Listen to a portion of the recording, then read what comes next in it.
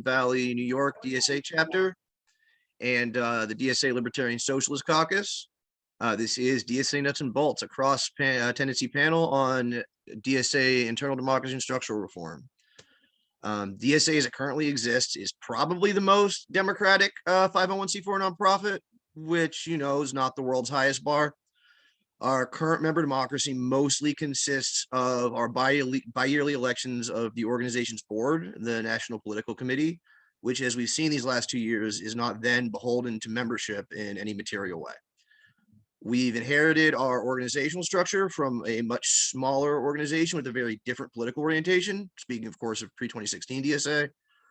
And most of our organized internal tendencies, if not all of them, recognize the need to update the structure, but as a big tent, multi-tendency organization with many different visions for the future, we so far haven't been able to unite behind a single solution enough to make any progress. Today, we will be hearing from members of 5 caucuses with very different political perspectives.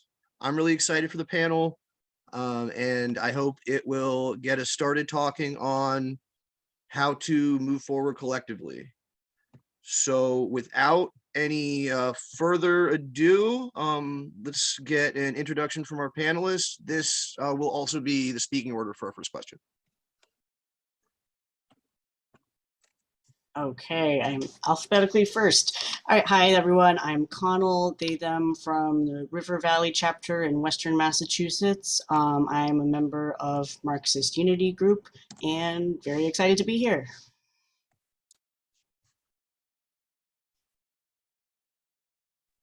Hi everyone, my name is Laura Wadlin, she, her pronouns. I'm from Portland, DSA, and I'm in the Primrose.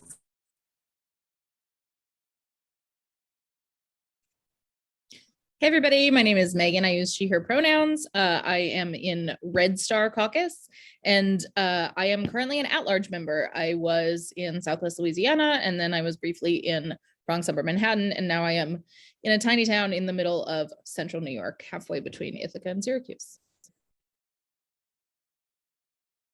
Hey everyone, I'm Rosemary Dodd. I use she, her pronouns, and I'm a member of the Reform and Revolution Caucus. I was previously living and organizing in Portland, Oregon, and now I live in Asheville, North Carolina. Happy to be here. Hi, my name is Tom. I use he, him pronouns, formerly steering committee for Twin Ports DSA, currently steering committee for the University of Minnesota Duluth YDSA, and I'm a member of LSC.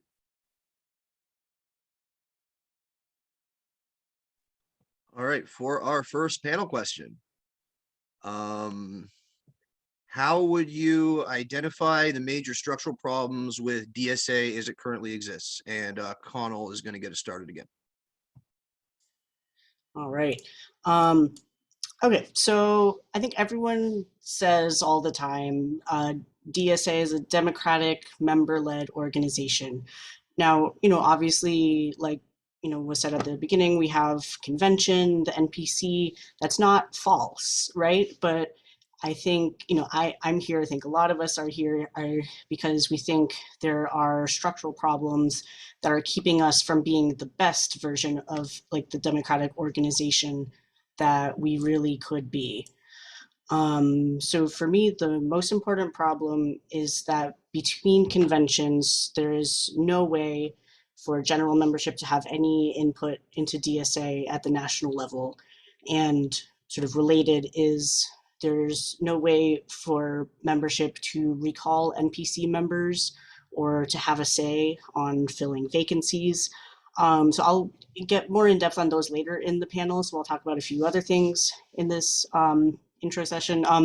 So I think really important things also are freedom of information and freedom of communication. Members have to be able to find out what's going on at the national level, and they have to be able to talk to each other about it, and not just within their chapter. It's a real problem that just knowing what's going on at the national level is so difficult and like practically requires personal connections. There's, you know, almost nothing of an official written record of events within DSA besides, you know, bits and pieces scattered over 1,000 Medium posts and blogs, right? So I think there's convention resolution. It's not just MUG members, like people from all over DSA wrote in support about the Socialist Forum and Democratic Left, the two publications of the organization, to try to give a clearer democratic structure for them and more coverage of currents within DSA. I think we need more written down, accessible to everyone, about the events and debates of DSA to give members a window in. I think, Bread and Roses has done a really great job this term with like some of the pieces by Sophia and Laura, not this Laura on the panel, but other Laura, of putting things out there in a way that can be distributed to members, and people can read and engage with it, or like debate it in their chapter. I think it would be really great if that was coming from more leaders, and in a sort of centralized DSA publication. I think would be fantastic. And I don't know how much time I have here. Let's see, I think another problem that's really easy for people to dismiss is the problem of direct communication between members. So the discussion board forums, they're the only DSA sanctioned space open to all members in good standing. I believe it's the only place where NPC minutes are posted. But if you find your way to the forums, that's like basically an accident, right? Like they're not promoted by the organization. It's very hard to like know they exist and find your way there. For anyone not on the forums, they were recently changed to only allow 4 posts per day. With time limits between those posts, it's basically not a functional discussion board anymore. And again, I think it's really easy to sort of dismiss that as not being super important. But again, this is the only sanctioned space for all members to communicate in. They have to stop being something kind of hidden in a corner, with no way of knowing how moderators are chosen or how members can push back on decisions there. Yeah, and then also like, DSA, the NPC availability and roles. We're trying to build a working class political movement. Our top leadership is all doing this after hours. Would love to get to a point where NPC is like a at least part-time or full-time thing, but for right now would be great to have stipends for all of the NPC members. That doesn't fix everything, but maybe you can pay for some extra childcare, or you don't have to make that choice between like, can I take this extra work, or can I do this DSA thing that's actually really important. I think it makes it a little bit easier for people to do what we really need them to do on the NPC. All right. Thank you, Comrade Connell. Laura, you're up. Thanks so much. Connell mentioned another member of my caucus, Bread and is Laura Gabby, who's currently on the NPC. I'm not that Laura. I'm a different Laura in Bread and Roses. So in case there's any confusion for the audience there. But yeah, so I actually really appreciate so many things that Connell said. And I would argue that DSA has a very special role in the left ecosystem, or at least we have the potential to have a special role. We're not like sects where we're very small and have a very narrow program. We're large. We include lots of people who are just starting to think about socialism and wanting to learn. We're not like NGOs where everything is done by a layer of staffers. We are actually controlled, especially at the chapter level, by our own members. We are member funded. We don't take money and things like that. We're not like some more horizontalist, very, very loose networks of activists. Although, of course, we are somewhat like some of these groups in some ways, right? But we have a special role to play being a somewhat centralized, strong national organization that is a democratic, member-run and member-funded by working class people. But over the past few years, I think we've started to lose what makes DSA so special in that regard. I don't think there's really any other organization that can fulfill on the socialist left. And so we need to preserve that. So some of the structural issues that contribute to that are just how different national DSA is from the way chapters operate. Like in my chapter, I don't know about yours, but in my chapter, when members do things, when members have ideas, political ideas or proposals for projects, they can run for the leadership of those bodies and carry out their ideas if they get buy-in from other people, and it's actually good for the most part. There's lots of problems, but it works. But on the national level, we don't have a system like that, and in fact there are a lot of barriers to carrying out our political agenda on the national level, which is such a shame because that's part of what's so strong, potentially. So let's look at similar organizations. Let's look at an organization like Labor Notes. Labor Notes, like DSA, puts on a national, they say conference. We put on a convention every year. And the Labor Notes conference was 4,000 people last year. They have a political agenda. They have national staffers, and they're able to accomplish quite a bit. They have I think about 10 national staffers. And it's really incredible what they're able to do with such a small number of full-time paid staff. DSA has about 35 national staffers, like field organizers, full-time staff. But it doesn't feel like we accomplish 3.5 times the amount of political action in the real world that Labor Notes does. And I want to be clear, that's not a complaint at all with the individual staffers at all. I think they're very hardworking and they deserve to be treated well and compensated well. But we have to make sure that the way we're our resources, which includes money and staff time and things like that, we have to make sure that we're deploying that in a way that actually helps us make a political impact in the real world. So out of everyone here, I'm probably the only one in a caucus that's had members on the NPC for many years. And so you'd think that out of everyone here, I would have a good idea of how those 35 full-time staffers spend their time helping us achieve our goals. But I honestly don't know. And I think if even I don't know, then how could other people in our organization know? They can't. And that's because the people who we democratically elect to represent us on the national level don't actually even have very much control over resource allocation themselves. NPC members have a very difficult time having a political impact when they even get elected. And there are problems there with transparency from top staff. I want to be clear that there's a big difference between field staff and executive staff.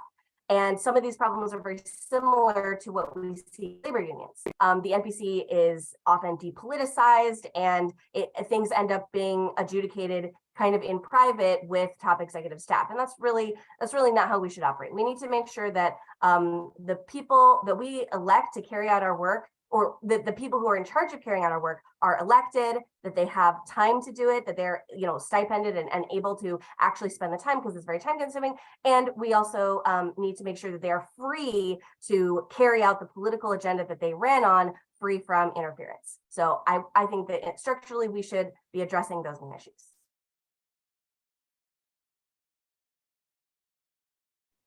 I think I'm up. So I'm sort of at a yes and point, right? Really some great points from Comrade Connell and Comrade Laura, and I suspect there will be more great points from the next comrades to speak. So I just want to hone in just on a couple things in particular. One thing that we talk about a lot in our caucus and among people I organize with, and as a national working group chair, I'm co-chair of the National Mutual Aid Working Group. People think of the national as like a chapter in and of itself, as opposed to this sort of connective hub of work. The work that happens in national committees is poorly connected to chapters. The NPC, I would put my entire life savings, all $30 of it, on most DSA members not being able to identify what the NPC even is, let alone a single member. It is just completely disconnected from the vast majority of members. I think I was probably in DSA for 2 years before I knew that it even existed. Where national does connect with chapters, it's largely top down, as opposed to being this sort of reciprocal relationship where information is moving up and then being disseminated among chapters. The only direct chapter contact that a lot of chapters get is through ostensibly apolitical organizers, as opposed to getting political leadership from the political electeds in our organization. So they're hearing from the organizing staff, who are great. You will never hear me say a bad word about any of our organizing staff. I have had nothing but positive experiences, but they are forbidden from being political. So they do, generic sort of McAlevey style organizing training. That's what they do. That's all they're allowed to do.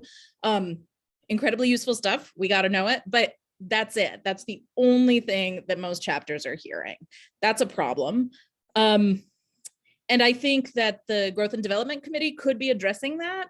But again, the Growth and Development Committee is another one of these committees. I used to be on it, so I have seen it a little bit from the inside and from the outside. It's one of those sort of gate-kept committees where you're only invited on by invitation. You can't, when they open up applications, it's like sort of a formality. It's mostly run by a handful of caucuses. So like the only way you're developing, getting political information, getting know-how is to join a caucus. And everyone here is in a caucus. None of us think caucuses are bad. They're great. I love being in a caucus. This is my second one, in fact. It's useful to be able to have a home where you can really talk with people who are like in your political milieu to kind of hash out some of these issues. But it shouldn't be the only way you can develop as an organizer in a political organization. That's what a waste of all these members who need training, who want to be politically developed, organizationally developed, and figure out how to like merge that theory and praxis into something that makes them a powerful and useful organizer.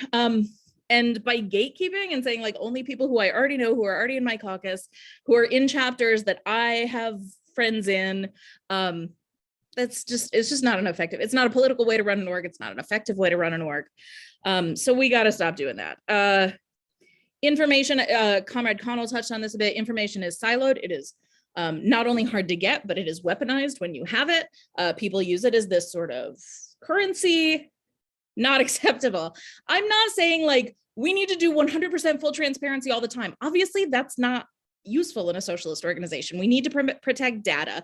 We need to protect things like if we have like a bunch of salts going into a workplace and we wanted to stay quiet, we don't need to like put it on our Facebook just for the sake of being transparent. That's not what transparency means. But we need to not be weaponizing information. We need to not make this like, I know something you don't know kind of thing happen as a way of doing politics. It's a real problem. Yeah, I think we need more mechanisms to tap leaders, to help develop them, to help find sort of organic leaders, to find people who aren't organic leaders and still give them skills. People can be trained to be organizers. So yeah, expansion of ways of doing that is sort of my primary thing, I think.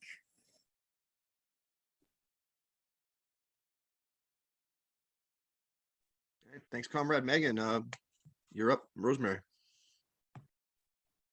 Hey, comrades, thanks for having me. So major structural problems in DSA. So I think just taking a step back and looking where our organization has been over the past few years, we've had like, just to make the things we're talking about explicit, there's been a huge failure to hold elected representatives accountable. There was, Jamal Bowman voting to fund the racist Israeli military, AOC abstaining on that vote. There was the vote to ban a railway strike. And there just hasn't been, I think a lot of the membership would agree that there just hasn't been an adequate response to those crises. There's the crisis of the electoral director, et cetera. So I think even though there are many ways in which DSA does embody like democratic traditions, there are a lot of ways in which we could be doing better. So taking a step back over the past few years, we've had a slow slide into bureaucratization and kind of a more staff-driven approach within DSA. This has led to a more reformist conservative outlook that has resulted in kind of a de facto dirty state within the Democratic Party. And this doesn't have to be the case. Like I'm sure many of you do, Reform and Revolution wants to see a fighting, campaigning DSA that's active on the picket lines, runs powerful national campaigns on issues like abortion, trans rights, and the environment, and runs class struggle candidates accountable to our organization who are also proud socialists and build up power independent of the Democratic Party.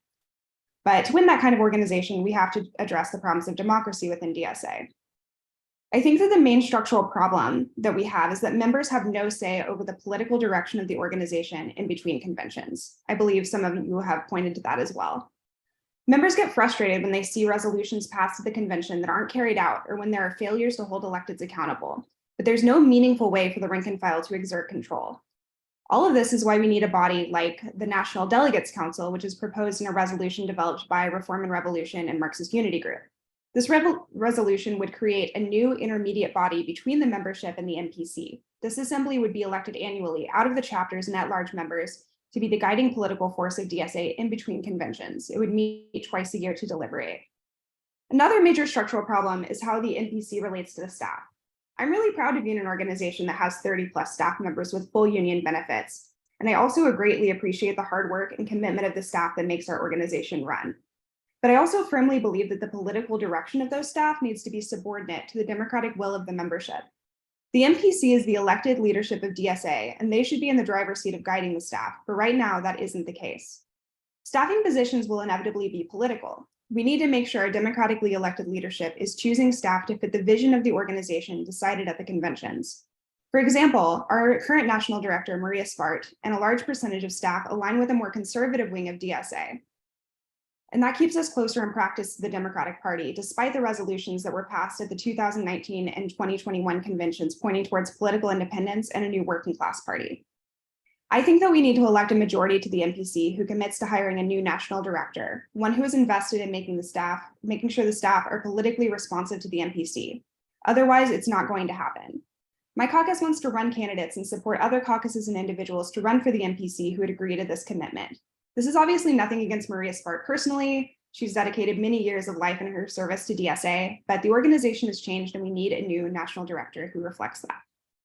Another structural problem is that the NPC is too small and too busy to effectively run an organization the size of DSA. I believe when the NPC size was established, we had 6,000 members. Now we have closer to 90,000 members. There's simply no way that 16 members on the NPC, most of whom have their own jobs, can meet with electeds, guide staff, develop and run national campaigns, and make all the political decisions necessary for the organization in between conventions. That's another reason why a delegate council would relieve some of that burden. Another potential solution that Connell mentioned is stipends. We took a positive step of granting stipends to the steering committee of the NPC at the last convention, but it's time to extend that stipend policy to the rest of the NPC so that members, especially working class and lower wage workers, can more easily perform the work necessary to make DSA function. Otherwise, things aren't going to get done and unelected staff members will be the guiding force of the organization.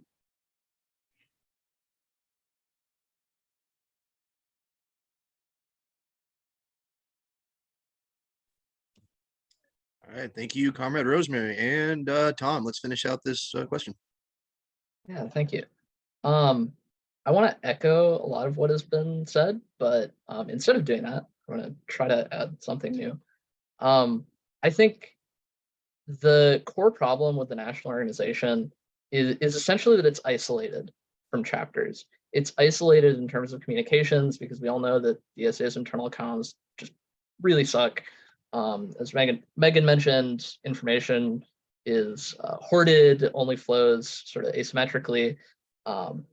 And structurally, there's nothing that members can do in the middle of an NPC term between conventions to impact the national organization really at all, other than just sort of like yelling into the void and hoping that it catches the attention of somebody on the NPC or somebody in the national committee.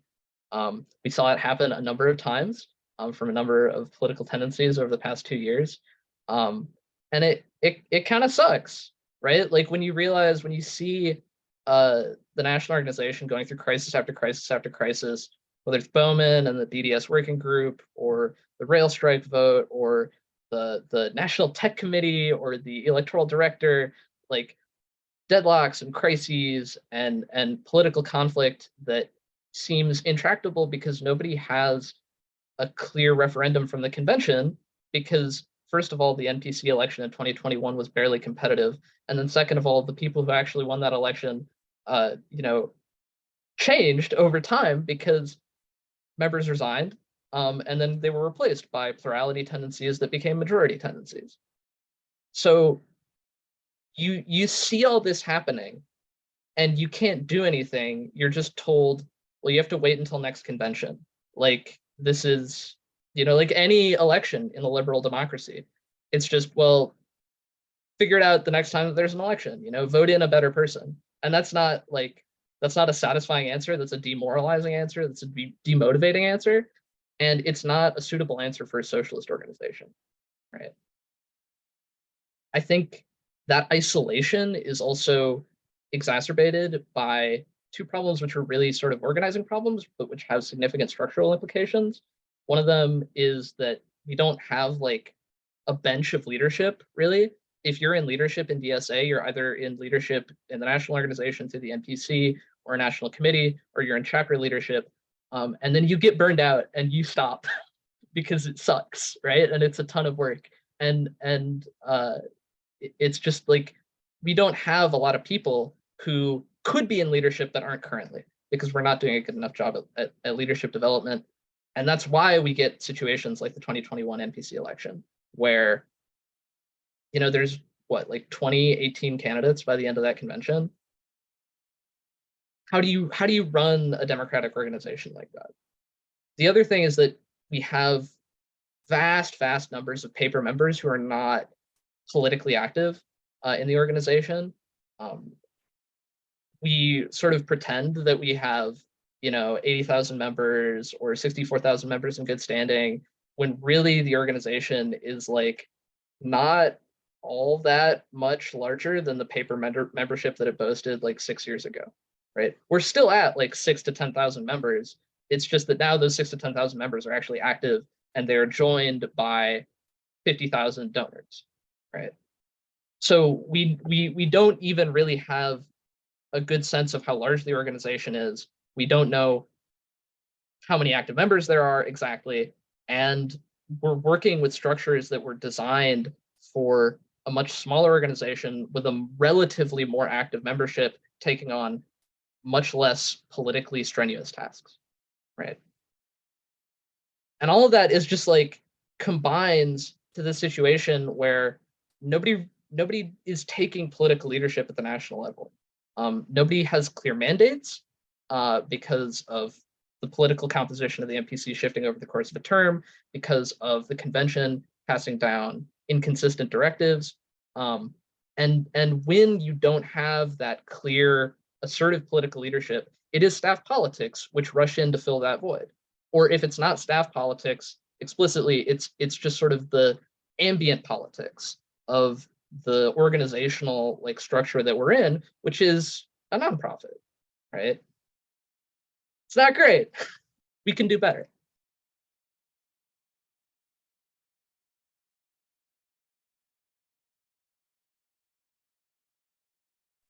All right, thanks, comrade. Moving into our second question here. How would you relate the structural problems in DSA to the political crises we've experienced over the past 2 years? And we are going to start on this round with Comrade Megan. Thank you. Yeah. Again, yes, and right. So some of the big things that stuck out from everybody's just to answer the comrade, just so he knows what we're talking about. The question is, how are we relating the crises that have taken place in the last couple years to the structural problems we identified? I would lean on the problem of lack of organizer development. We're seeing just straight up not enough people to like fill out national committees, to fill out local, whatever you call it, your local council, your steering committee, whatever, that different chapters have different names for it. This is an issue that is absolutely just, if not resolved, it will just be the end, right? Like everybody's just going to burn out and we're all just going to go home. That's except for like 3 sickos, and I'm probably going to be one of them, just running around in circles like, come on, organize. it's it's very important that we develop organizers, develop specifically socialist organizers, give people a theoretical grounding. It can include lots of stuff. Like you can have a theoretical grounding that's Big Tent, read a bunch of stuff. It's fine. You will not in fact die if you read like a wide variety of leftist thinkers. So get that theoretical grounding, get that organizational grounding, and then you are able to work and struggle with your comrades to become like an actual effective socialist organizer. We have to do it. It is non-negotiable. We have to train people up, and we have to do it as an org. It cannot be just a people have to go to caucuses sort of thing. It needs to be deliberate. It needs to be widespread. I think so that lack of capacity, major crisis. Information being weaponized, major crisis, right? Lack of communication from chapters to national, like when we saw name your crisis, right? The BDS and Bowman, right? How many chapters? Something like 30 chapters signed explicit, like throw them out things. Another couple dozen signed something that, you know, got to the point without. But the NPC never addressed it in any way because information is not going from chapters to the NPC. They don't have to. They don't have to listen. There's nothing making them listen. There's no accountability. There's no way of recalling. There's nothing. There's no method by which we can sort of force them to pay attention. So they're like off doing their own thing in their chapter. And so, right, like the national chapter, it's like this weird other crank chapter, like you all hear about that, like does weird projects and you're not really sure how they're connected to you. That doesn't work. It's not working. So we need to make sure that information is passing up and down, back and forth, interactively. Political information, not just organizing information. All this stuff needs to be circulating. Let's see. Last thing I want to say, yeah, the gatekeeping of national committees. The national committees becoming like each sort of faction has their national committee, and then we all compete with each other for like this sort of scrounged up bit of resources. It feels bad. The reason we're in this like austerity moment is because DSA feels bad, and nobody wants to like pay dues to an organization that feels bad. People are letting it lapse, and they're jetting off. That's, of course they are. It doesn't feel good to be in DSA right now. I want us to be excited to be in DSA again. And some of that is just going to have to be cultural, but some of it is structural. So yeah, let's fix it.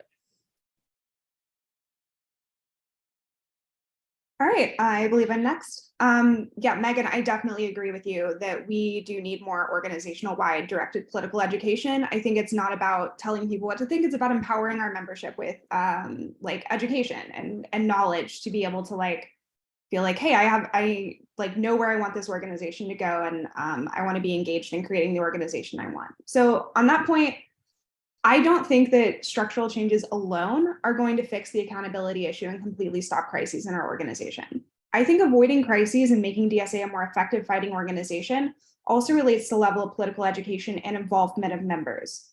And members aren't going to want to be involved if they don't see that the resolutions they pass at conventions, if they don't see their ideas actually being reflected in the work of the organization.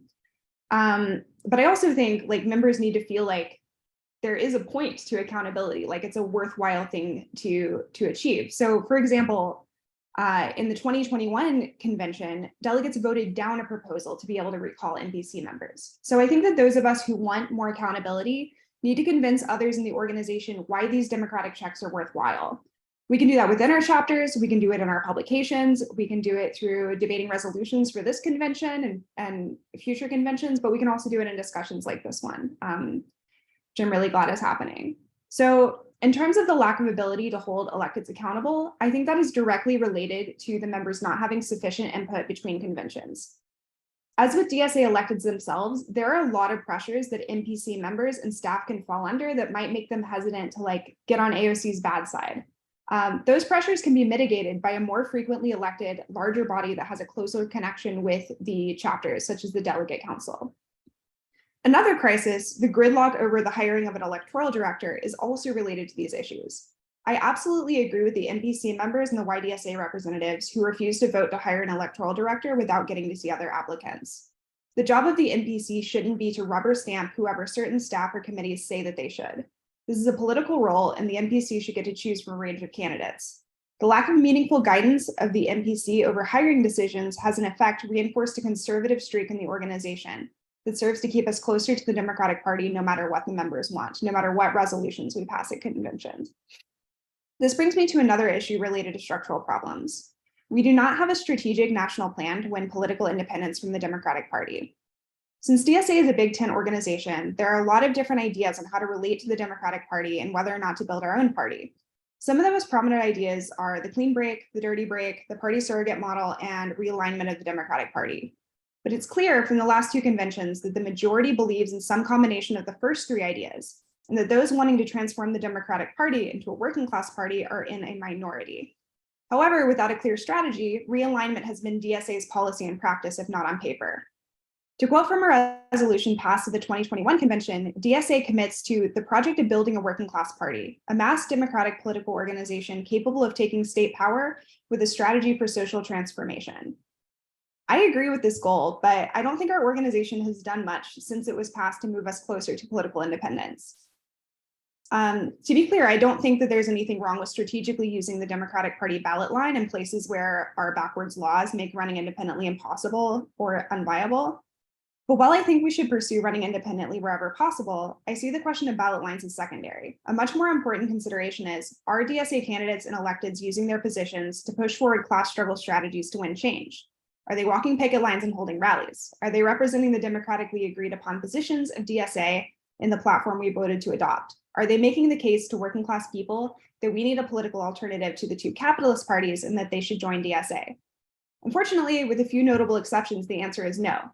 And that's due to the problem of DSA not having party-like strategies, or not having a strategy in place to both support our electeds who come under enormous pressure once in office and to hold them accountable when they mess up.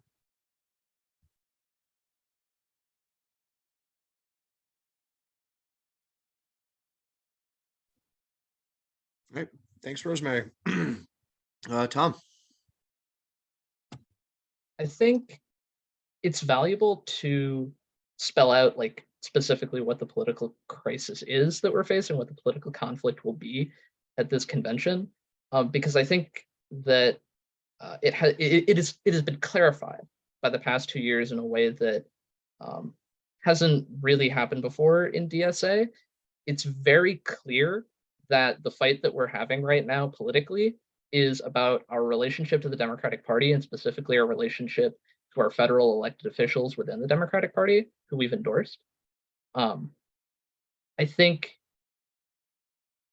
using this as shorthand, I know it's contentious, but the sort of so-called right-wing tendencies within DSA, the realignment-ish tendencies, see the success of DSA as the success of our federal elected officials, right? As the success of essentially these federal celebrities who can carry DSA's name and can increase our profile and normalize socialism in the national sphere.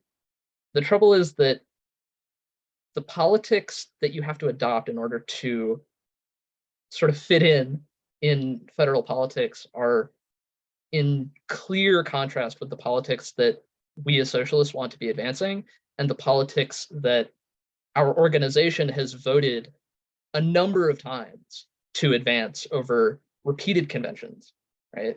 So we're in the situation where we have the organization itself, and we have our federal elected officials who are taken to represent the organization, but whose politics are out of step with our own, right? And then a leadership faction, which really sees DSA's success as tied to the success of those elected officials. And the question is, can we actually advance our politics in the presence of sort of soft opposition or occasionally even hard opposition from the people who we've endorsed?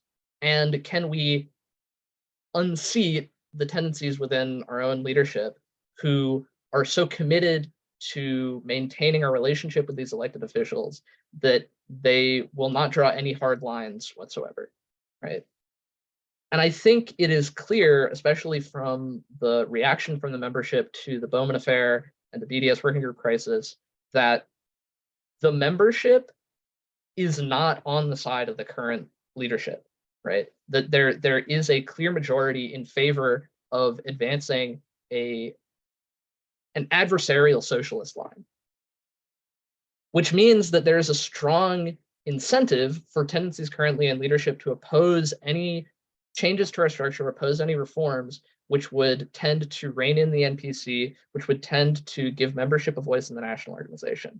And that if we don't combine both a political response to that tendency and a structural response that will activate and politicize the membership more broadly, then we're going to encounter these problems again. We're going to encounter these crises again. We need to present sufficient political opposition, clear political opposition to a tendency that tails our own elected officials, and we need to fix our structures. Because if we don't fix our structures, we're going to continue having this sort of single line, right, on an org chart, like the thread connecting the sword of Damocles, right, where one election every 2 years with no recall, with no way for membership to have any input decides the direction of the national organization. And that if you just have a large enough, disciplined enough block in that seat, regardless of whether or not it aligns with the politics of membership, regardless of whether or not it aligns with the politics that the convention advances, through resignations and replacements, that you can essentially execute like a soft coup on the organization and run things however you want. We've heard from fairly reputable sources over these last 2 years that the majority bloc operates in a very closed manner, that literally they've got a group chat where they run the org without sometimes any debate on Lumio motions, just sort of cramming through motions without any respect for process or public deliberation. If we don't fix that and unseat that political tendency, we're going to find ourselves back here again in 2 years. All right. So a lot of what I was prepared to say for this question has already been said by other panelists. So I guess I won't, repeat verbatim like everything Tom said last question about, that when membership doesn't have a way of interacting with the national level between conventions, people tune out. Like, I mean, we see this in politics at large, right? Like you see, oh, what I think or do doesn't mean anything, so why should I do anything? And that just, that can't be that can't be the answer for DSA, right? But yeah, so I think really just to relate it more to the one of the things that I think will be on everyone's mind as we're heading into convention is, we're not in the period of explosive growth of the last few years, right? Like, we've got a situation of, generally flat or declining membership even, can't speak, for every chapter specifically or whatnot, but so I think when we think about that, we, sometimes people will say, oh, like, membership is declining because of this particular political issue that I have a strong opinion about.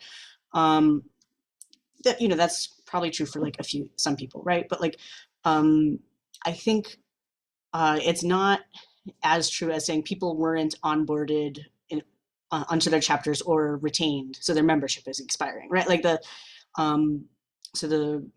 really we're losing people by attrition. So again, that's surface level true, but I think we need to go a little deeper and say, okay, well, why aren't they being onboarded and retained? And I think that, if you think about the resources of DSA as an organization, like, I think we actually really need to think about the time and energy of active membership as, it's not like a static thing, right? That can go up or down. And you need active members to be, putting in the work to, build that membership committee, or, do the one-on-ones, bring in new people. And I think, that layer of membership is, the portion of the organization that their morale is most affected by DSA national level activity. You can't just, say, okay, well, I'm running this ship from the top and see you all in 2 years. Again, it's not just theoretically a socialist organization should not operate that way. It's the engine is going to fall out of the ship if it keeps running that way. Like you can't treat people as volunteers that don't actually get a say. Again, sometimes people will get frustrated and act out. I think we see that like with some of the ways some things get personalized and nasty sometimes, but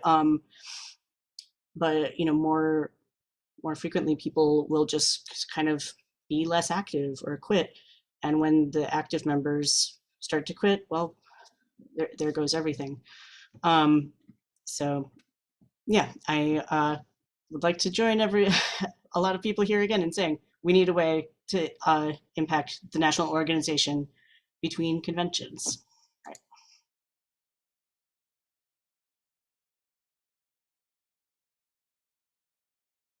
All right, Comrade Laura, you're our last panelist for this question. Thanks. I agree so much with so much of what has been said. I won't repeat. I'm going to add something new. And that is that I think the structural problems in DSA have led to a de-emphasis of rank and file labor organizing. So for example, it famously took us 5 years to hire a single labor staffer, even though we voted in 2017 convention to hire one. And yet we've had multiple electoral field staffers over that same period of time. And it's not a coincidence that de-emphasizing rank and file power has come concurrently to a more hegemonic electoral strategy of liquidating our candidates and messaging into the Democratic Party. Rank and file labor power can often come into conflict with that strategy, in fact. So, for example, recently, Julia Salazar, a DSA statewide elected in New York City, took money from a hospital CEO and attended a gala that they hosted. And that resulted in militant union nurses becoming skeptical of her and skeptical of DSA. So to me, the loss of growing DSA's potential constituency within a militant and strategically placed section of the labor movement is possibly the biggest loss and crisis and scandal that we've suffered in DSA, even more than what most of us here, like DSA insiders, see. In fact, you probably are not even aware that that happened because it didn't make a splash on Twitter. And so that's not seen as like one of the canon DSA crises. And there are other crises that are less visible than Bowman's vote on military funding or the squad's vote on the railroad strike. You know, those were awful, but there are other crises too. So for example, despite the fact that YDSA members and chapters are among the most active, the most politically visionary, and the most successful at recruiting new people into the organization, who can have the energy to organize in labor and elections and social movements. Despite all that, we keep deprioritizing YDSA. We keep defunding YDSA. And if you are a member of YDSA, you know that this is a crisis. And it's political in nature because YDSA members are among the proponents of an adversarial and independent socialist bloc.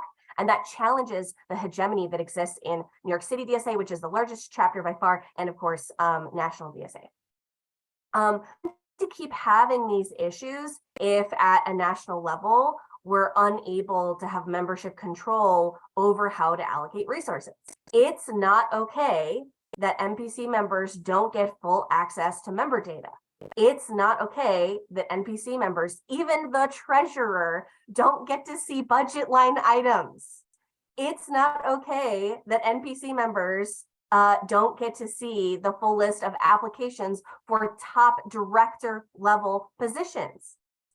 It's not okay that NPC members and even the NEC, the National Electoral Committee, don't discuss national endorsements at all. It's just an up or down vote, and that's it. It's totally depoliticized. So those are just some examples, but these problems, I think, are connected to the social and class composition of DSA. So DSA members as a whole are by and large members of the working class, in the sense that we are not employers, we are employees, we are workers, we have to or depend on someone who can. But DSA does more reflect certain segments of the workforce: highly educated, disproportionately white, and with some like professional autonomy at work. And in many cases, DSA doesn't feel relevant to large sections of the working class, and it can be difficult for organizers in the labor movement to bring coworkers into the organization. And we desperately need a DSA that is more connected to rank and file union members than the highly professionalized NGO layer of society that we are connected to right now. And that will mean some political changes, and I welcome those changes.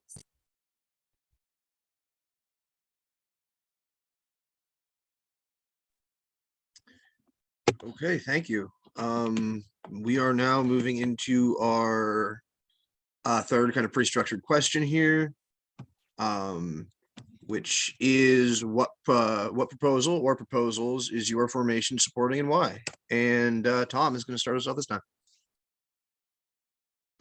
Oh boy, elephant in the room. I wrote long convention.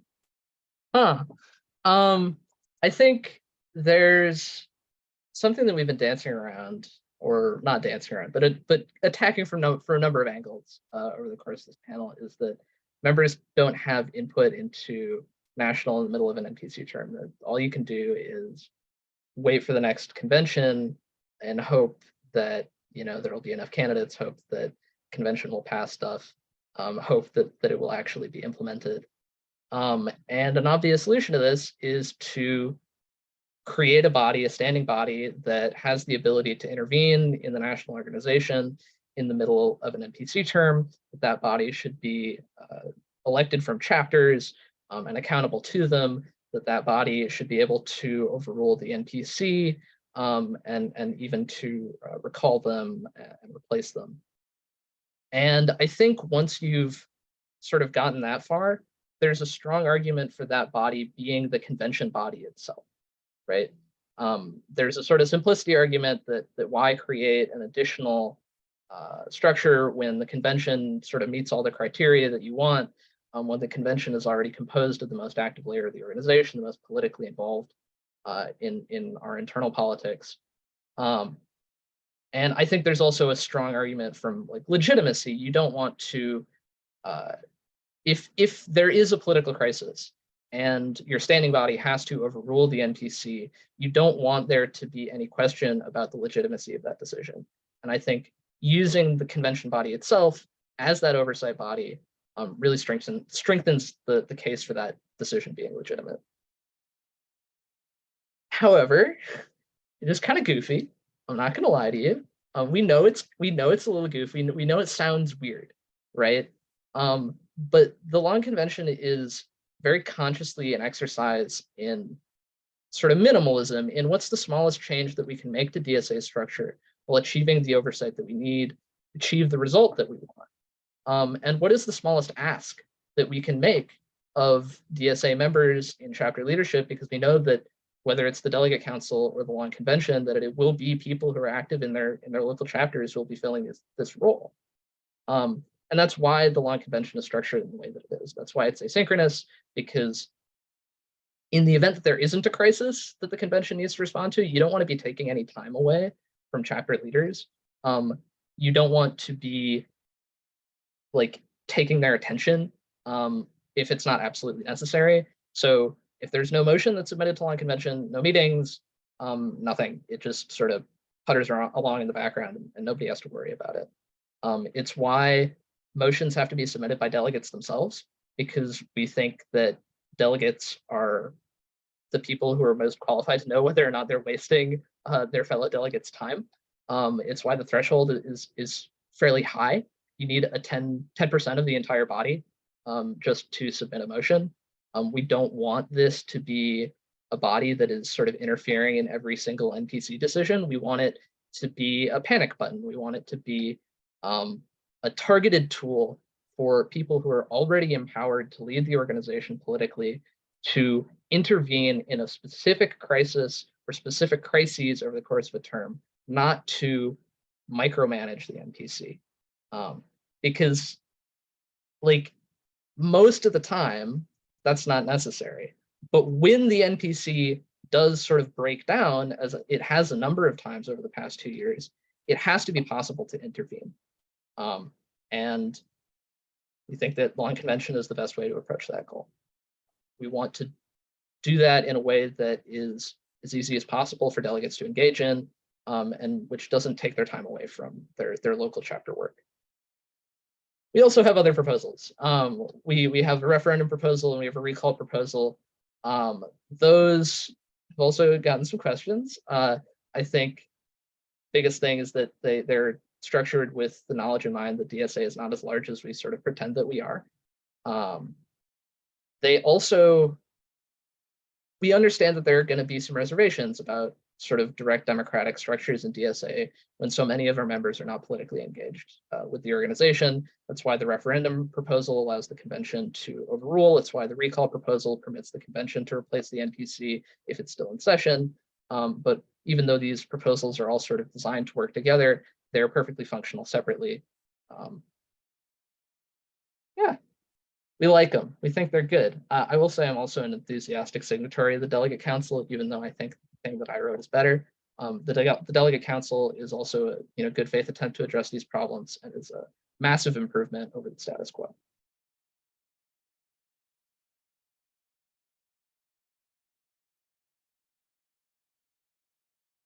Okay, I think I am next, right? Okay, let's see. If long convention is a panic button, the National Delegates Council is a periodic checkup that also has the possibility of a panic button. So the National Delegates Council is a proposal that Mug wrote together with Reform and Revolution to establish this council to provide NPC oversight between conventions. It would be, delegates from chapters and at-large members, online meetings only. It says so the scheduled meetings would be about every 6 months between conventions, and there is like a provision to like if there was need for a special meeting, like that could happen. So the council would be able to review and overturn NPC decisions, recall NPC members, and fill vacancies.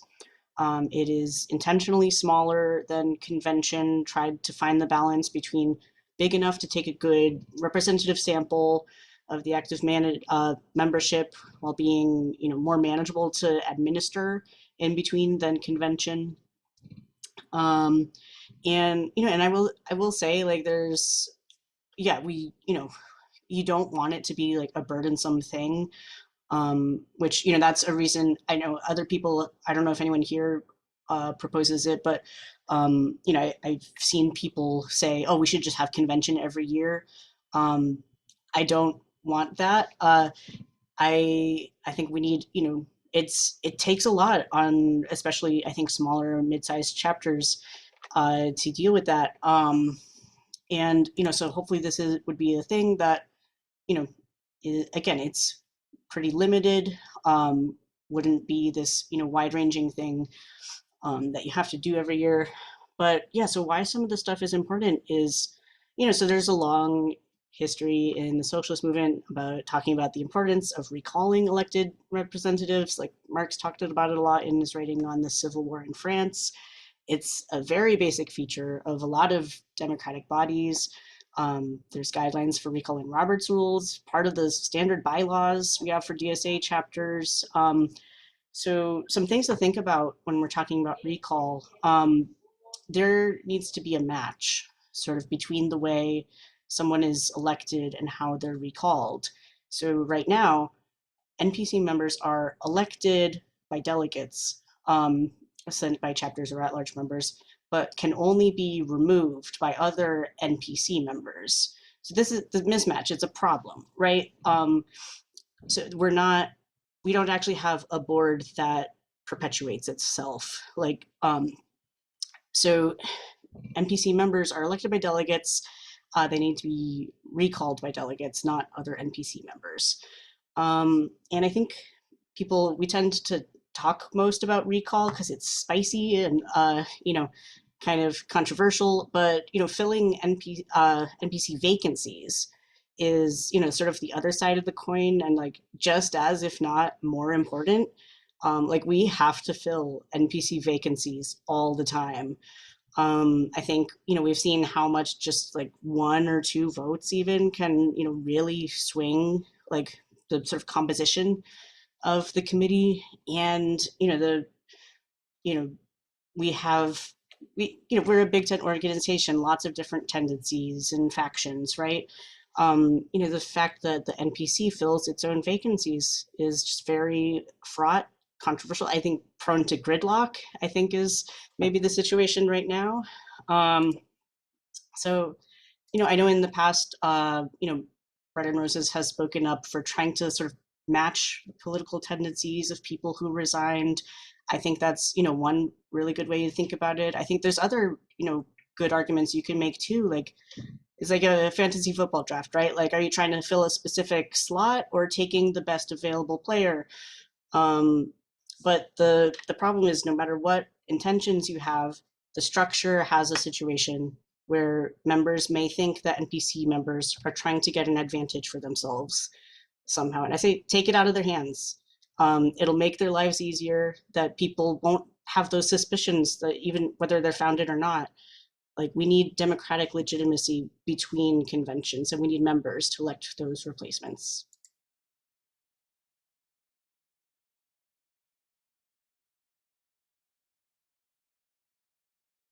All right, thank you, Comrade Connell. And that's my timer. I just real quickly, I'm gonna take the opportunity to answer this question that was in the chat, or to refer folks to we will be having a Q&A section. So there are already, we have 6 comments, and we will have, after this question is over, we will give panelists a chance to ask each other questions, and then we will be saving time at the end to answer everyone else's questions. And without further ado there, I believe Comrade Laura's next. Yeah, so the timing of this panel is funny because Brett is currently voting on our proposals, so I can't share the exact details. Just a couple days, this panel's happening just a couple days before we were going to publish, so sorry about that. But I'm actually really excited to see so much energy from other caucuses in making DSA healthier and more functional. And I really look forward to engaging in the debates around the specifics of those proposals. I want to preview what I think are likely proposals. So back in 2021, Bread and Roses championed a resolution to make the national director elected. And at the time, that was very controversial. I think people saw that as like an attack on, a person who had done so much good work in the organization. And it was like, oh my God, do we really want to have this political fight over, top leaders? And since the 2021 convention, I've heard from so many people who say that they wished they had been delegates at that convention to vote for it, or people who were delegates and said that they wish they had voted for it, they voted against it. And so I think that shows, to the point that I think Rosemary made earlier about the necessity of convincing other people in the organization that certain changes are possible. I think when we put forward proposals and changes, we should be willing to be more visionary than what we think might get passed, because part of changing people's minds means giving them time to get used to some of these ideas. So I don't know if everything that the good proposals the people have suggested this time will pass, but I think that if people are given the opportunity to engage in the debate around those things, that time will allow those ideas to like flow to the top. And so that's actually why I'm really excited about one of the proposals I think is likely to be supported by Bread and Roses, which is around politicizing Democratic left. We really need more explicitly internal political debate in DSA. We're such a large organization, and yet we relegate a lot of our discussions to just like Twitter, and that's not good. We need to have more long form ways of communicating with each other about really key and controversial questions. I think Connell was one earlier talking about that problem. And so, yeah, I'm hoping that we will be supporting a resolution to expand and politicize Democratic left, like it should be. And I think you'll also see a proposal from Bread and Roses around electing top decision makers as well. Like I mentioned before, one of the biggest problems is that the people who have control over resources and messaging are not elected, not stipended, and don't have control over like their actual how they carry out our political agenda. So I think you'll see another resolution from us about that. And I would like to comment really briefly on some of the proposals I've heard, to just say that, you know, in the past, I have seen, I remember being at the 2019 proposal or the 2019 convention and seeing a lot of proposals that I was skeptical of and ended up voting against. And I think we need to all recognize that DSA is not how it was in 2019. The problems in DSA are not exactly the same. The political environment is not exactly the same. And so things that I was much more skeptical of in 2019 now to me seem more reasonable and actually imperative. And so I would just encourage everyone who has been around in DSA for a long time to have an open mind about proposals that they are seeing that seem like big scary changes, because I think what is a bigger risk? Is the bigger risk that we have something great and a proposal things up will destroy something amazing that we have? Or is the bigger risk that actually we have something that's faltering, and if we don't act to shake things up, that it'll actually just disappear? What seems like the bigger risk? I think it's the second one. I think it's that DSA is suffering greatly, and we really need to be open-minded to big changes. You know, I can't commit to supporting any particular proposal that's been mentioned today, but I just want to encourage everyone to, you know, not have knee-jerk reactions when they see things that'll bring about big change, because honestly, DSA really needs.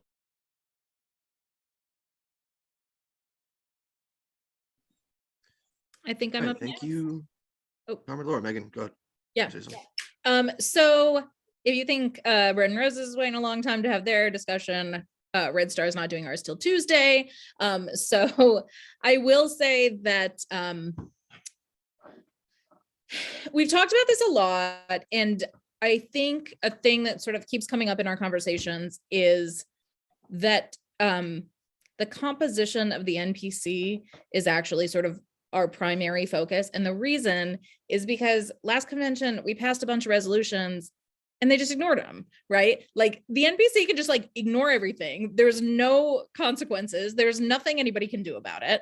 So our primary focus is on the composition of the NPC. We are working hard to identify people within our caucus who are ready, willing, and able to run. We're trying to talk to other caucuses to make sure that they are running people. We're trying to talk to individual members to make sure, you know, if people want DSA to like move in a better direction, we have to fix the composition of the NPC. It cannot just be sort of the same sclerotic old guard composition that's sort of you know, that that looks different from what's actually getting passed and what's actually moving. That same NPC needs to be held to a standard of good governance. A lot of our problems are just like, things aren't done that well. Like a lot of the sort of factions that want DSA to run as an NGO aren't actually running us as a very good NGO. Like I've worked for nonprofits, the board of directors works better than this. That's not saying that we necessarily should be that, but like, if you want to run it like that, like, why aren't you running it good like that? So that's an issue. So really our focus is that sort of this good governance idea, composition of the NPC. I'm not sure that we will put out any full proposals. I don't want to say that we won't, because there may be some. If we do, they'll probably not be major political proposals, but I don't know for sure. I will say that we are definitely going to get into the weeds when it's amendment time, especially on these consent or the what are they calling them? Like the amendments that like, or the proposals that are it's like 8 national bodies get to write them or something, or like the 4 priorities, which is very weird because if the priorities get to write their own proposals, then they get to keep themselves, it's like this self-generating machine, like they get to keep being priorities forever. Is that how this is going to work? Consensus resolutions. Thank you, Comrade Sebastian. I think it's so important to make sure that that's going to be a major site of political struggle. So I think it's really important to make sure that those have some amendments on them so that we can really get into debate on them. Some of them, are going to be really great. Some of them are going to say like basically nothing, because that's often what consensus means. It means you don't actually decide on anything. Yeah, so I think we'll be Bernie Sanders, the amendment king, probably. We shall see. I cannot make any promises one way or the other until Tuesday.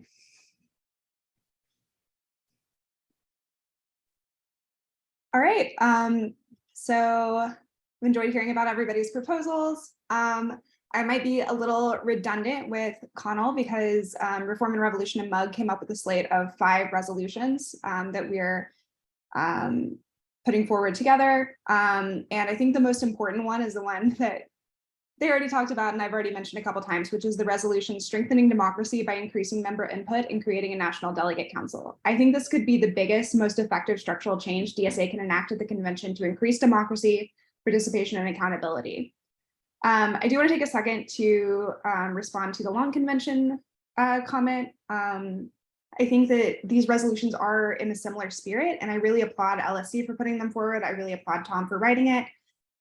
Because I'm biased towards our own resolution, I do want to take a second to explain why I think a National Delegates Council would be a more effective solution to the problem that we all want to solve. I'm paraphrasing here, but I believe Tom said something like the role of the long convention wouldn't be to micromanage the NPC, but rather to intervene when specific crises come up. And I understand this point, but I kind of disagree, because I do think we do need a democratic intermediate body that politically guides the NPC and isn't just responsive to crises once they already appear. I also think that delegates are running and chapters are electing delegates for a single convention and not to serve 2-year terms. I think a lot of delegates might not be prepared for or interested in that role, and chapters might have different considerations for who they'd like to represent them for a longer period of time. Secondly, delegates to a National Delegates Council would be elected every single year, which would give the membership a more frequent opportunity to intervene in the political direction of DSA. We all know that conditions on the ground and political conditions can change rapidly, and a political leadership that's fine for some conditions can quickly reveal its inadequacy as class struggle intensifies or changes. I also think the Delegates Council, it's really important that it meets twice a year. A body that meets would build more cohesion within DSA. It would help spread ideas and discuss and review NPC decisions and possibly overturn them. Instead of just being a formal voting mechanism, the Delegates Council would be a body that can deliberate and discuss ideas in a way that is not possible only in written form. So going on to another resolution, stipends for the NPC, strengthening democracy by strengthening DSA's elected leadership. I know that there's a lot of frustration with the NPC right now, and that could make giving them stipends seem a bit silly. I'm frustrated with them too. But if the NPC doesn't have time to actually direct the staff and lead the organization, that in effect empowers unelected staff members over our democratically elected leadership. And although they won't solve everything, I think stipends will somewhat level the playing field, making lower income working class NPC members more able to participate. Just to be clear on what the language is, the resolution states that all members of the NPC will be offered a monthly stipend of at least $1,500. The full amount will also be offered to each of the 2 YDSA representatives on the NPC. Another resolution is towards a party-like electoral strategy. This resolution is intended to unite the left of DSA, who might have different ideas on if we should do a clean break, dirty break, or a party surrogate model, but who agree that DSA needs to rapidly pursue political independence and distance itself from the Democratic Party. It would create a new category of candidate, DSA representatives. To be endorsed as a DSA representative, candidates would need to identify prominently as Democratic Socialists running against the corporate Democratic Party establishment, form Democratic Socialist caucuses once elected, encourage supporters to join DSA, meet regularly with DSA's elected leadership, either at the chapter level or the NPC if they're federal candidates, and accept and fight for DSA's platform. That doesn't mean agreeing with every single thing in the platform, but generally accept it. The resolution also establishes several red lines that DSA representatives can't break. These red lines are that they must publicly oppose and refuse to vote for measures which expand or strengthen the police or other repressive forces of the racist capitalist state, publicly oppose and refuse to vote for any restrictions on the independent action of the working class, such as the right to strike, actively oppose against racial, national, gender, and all other forms of oppression and discrimination, publicly oppose and refuse to vote for military budgets, the imperial war machine, or military aid to US client states, such as the apartheid state of Israel. This new category of endorsement would not stop chapters or DSA nationally from engaging with, mobilizing for, or endorsing other campaigns. For example, I think it was correct for DSA to launch an independent campaign to support Bernie Sanders' primary campaigns. Bernie Sanders would definitely not meet any of those criteria I just listed. However, this resolution would push DSA to take steps to identify and run more candidates who could use elected office to build our organization and the broader working class movement. It would be an important step towards political independence. The next resolution is on the votes of DSA Congress members to fund the Israeli military and ban a railway workers' strike. To me, this is kind of a no-brainer. This resolution would formally censure Bowman for his vote to fund the Israeli military. It would register opposition to the 3 DSA Congress members who voted to ban a railway strike. Most importantly, it establishes as DSA policy the DSA electeds must publicly oppose and refuse to vote for military budgets, the imperial war machine, or this is the same thing on the other one, military aid to US client states, this is the apartheid state of Israel, and publicly oppose and refuse to vote for any restrictions by the capitalist state on the independent action of the working class. So these are clear socialist principles that are listed in our platform and that DSA members in office should not be violating. The last resolution we are supporting or that we are putting forward is socialist anti-militarism in the war in Ukraine. This is the least relevant to this discussion, and I don't really feel like I have time to get into it because it's a little bit of a controversial sort of debate that I think requires a lot of nuance, but essentially it stands in opposition to both US imperialism and Russian aggression into Ukraine, calls for the disbanding of NATO, withdrawal of Russian troops from Ukraine, and a stop to US military aid to the Zelensky government. Those are the 5 resolutions.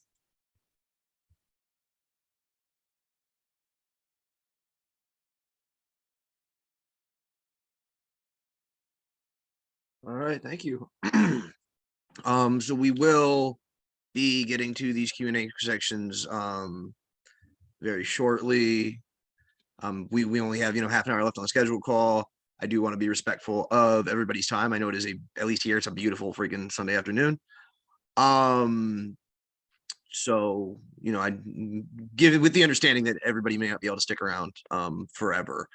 I would like to give the opportunity first for panelists to ask each other a couple of questions.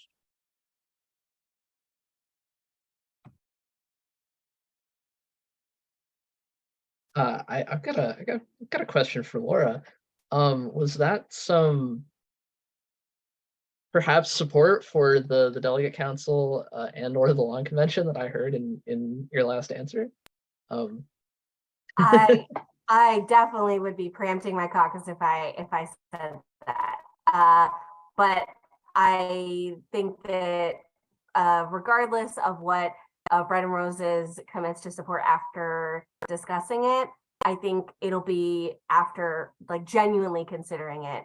And I think things, at least I'll advocate that we more seriously consider things this time around that may have been less seriously considered 2 years ago or 4 years ago. I have to say, I will probably vote no on the long convention. Sorry to say. I actually have a question about the National Delegates Council, if someone's able to answer that. I'm wondering, how is it different than the Assembly of Locals that was proposed in 2019?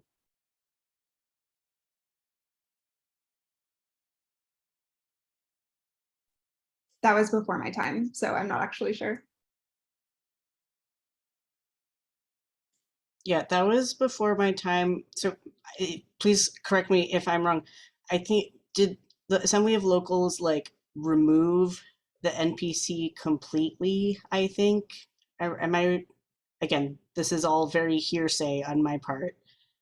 But I guess what I believe is that Assembly of Locals sort of like the whole like leadership of DSA would be this sort of like middle tier rather than, I guess, being a middle tier between top leadership and convention. I think there was a question in the chat, like, why not have all of the leadership be this body? I actively don't want that. I think we should have an NPC and a convention. We just need something in between them. Yeah, I read all of the sort of past structural proposals in preparing to write the long convention. Yeah, AOL did act essentially as a replacement for the NPC. It assigned almost all the NPC's responsibilities to the assembly.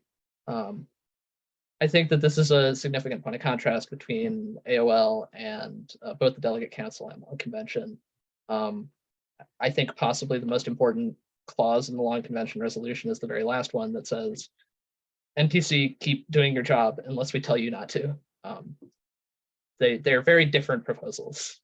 And I think 2019 taught a lot of people that an NPC replacement is not something that anyone really wants.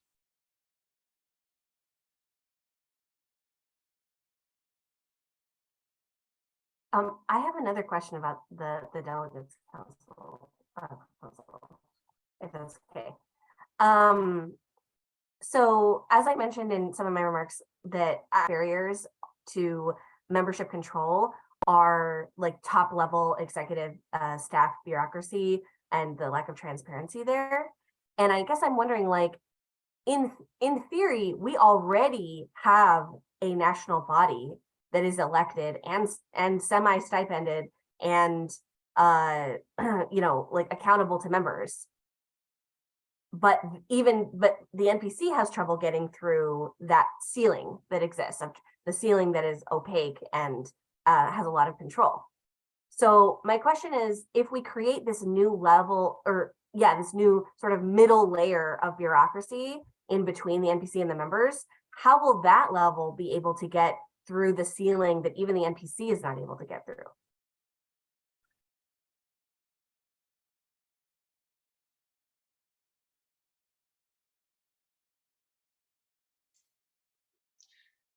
Yeah. Yeah, I guess where I would say that is like the National Delegates Council would really be about NPC oversight. And yeah, it can't fix everything. You know, I think part of what we're trying to do here is, you know, I don't think anything that's proposed is like a perfect solution for everything, but we have to try something that enables us to like start making some progress, that we're not just stuck in this, you know, pre-explosion DSA format forever. You know, and you know, it would at least allow us to, you know, try something. If it doesn't work out, you know, take it away to a future convention or switch to some other model. But we can't keep stepping on the same rakes over and over again. I want to come in on that as well, because I think it's a good question. But I think the framing of even the NPC can't overcome this, so how could a larger body? I would actually say maybe the NPC is almost like has a lot of structural like barriers to addressing this issue, both because it's, you know, not their full-time job to be on the NPC, they don't necessarily, like chapters don't necessarily know what's going on all the time. They don't always know when there's staff obstruction. It kind of takes extraordinary measures to make the rest of the organization aware of that. And I think that the National Delegates Council would make a much larger section of the organization aware of the problem of staff obstruction, and like can kind of rally the membership around the NPC if they're trying to overcome staff obstruction. But it can also be a check on the NPC when they're doing something wrong. So I think it really, in some ways you could see the National Delegates Council as just being like a democratic check on the NPC, which it is, but it's also a way for the NPC to get support and to go a direct line to the chapters and the memberships to win them over for things. I think another issue, structural issue like that can help with this, it's not directly related to the National Delegates Council, is we need a new executive director. And one question, one that like really is committed to democratic oversight over the NBC. So I am curious if it's okay if I toss out a question. Would other caucuses on this call be interested in joining with R&R to run candidates who would be willing to replace Maria Svart as the executive director?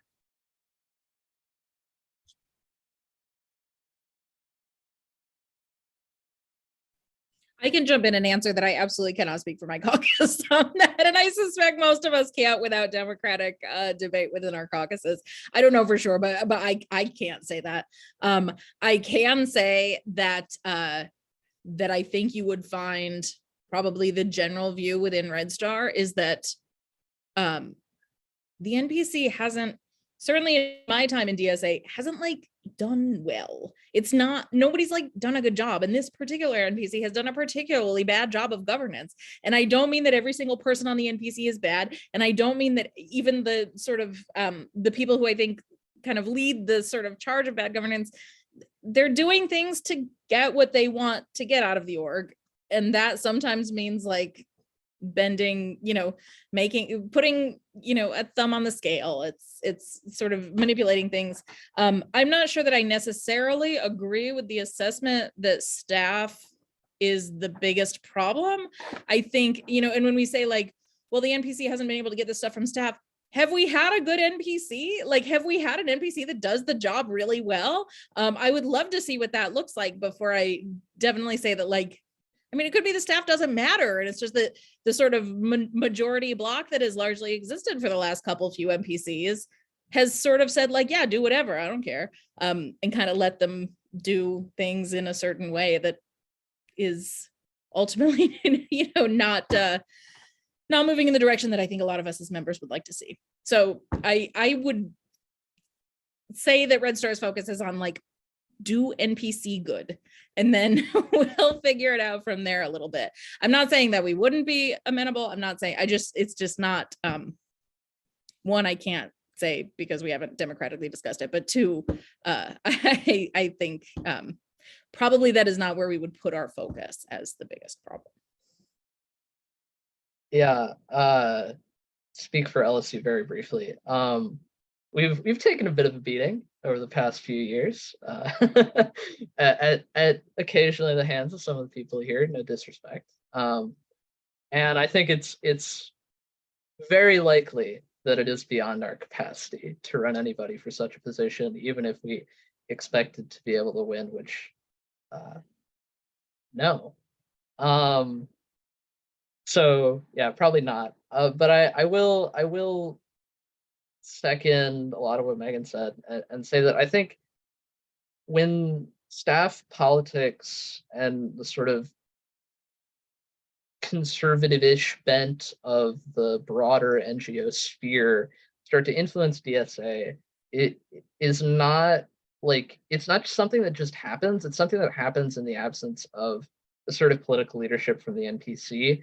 And it has become a particular problem in the past 2 years because of tendencies which are inclined to defer to staff experience or expertise in ways that abdicate the NPC's political role.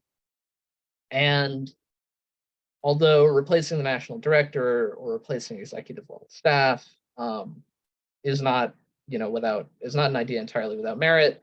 The core responsibility for the decisions and the crises and the liquidationist-ish bent of the past 2 years has to rest first of all with the NPC.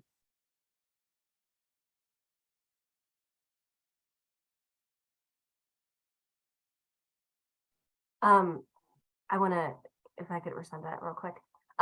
Yeah, I think that those of us, I think there's a lot of agreement on this panel about the structural issues in DSA. That's really encouraging to me. And so I do think that we should do what we can to promote those ideas within the broader organization and support candidates for NPC or any other elected positions that we have that will live out the things that we're talking about. So many of us on this panel have talked about transparency.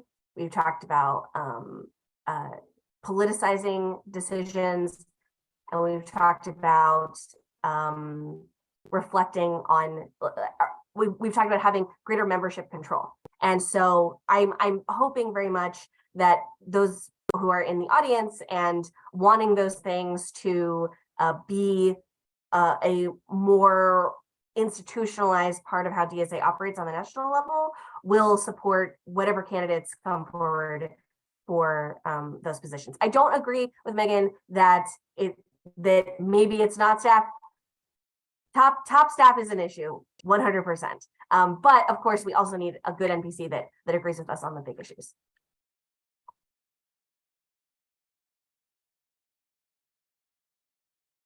All right. So yeah, we will be getting into having panelists answer the audience questions now.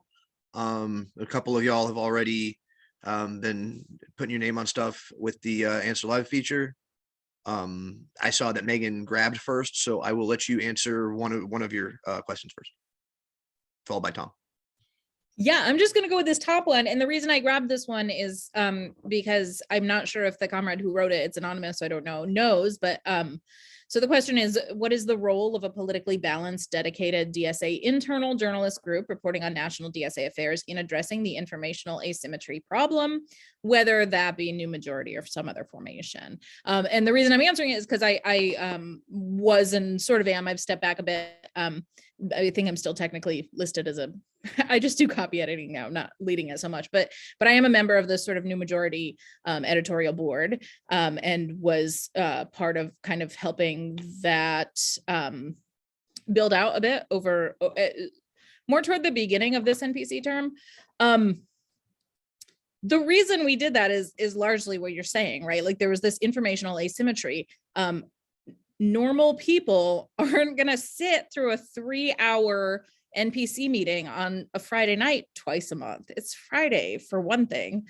But we found that if we split up the work, took turns, took some notes, did half an hour and somebody else did the other half hour, whatever, we could sort of share that work.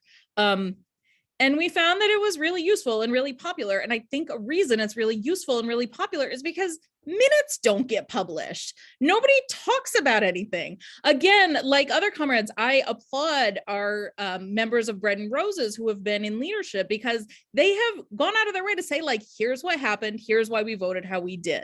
We've seen some of that from some of the other folks, mostly in what used to be the minority bloc, such as it is, though it's, as we all know, these things cross lines and such.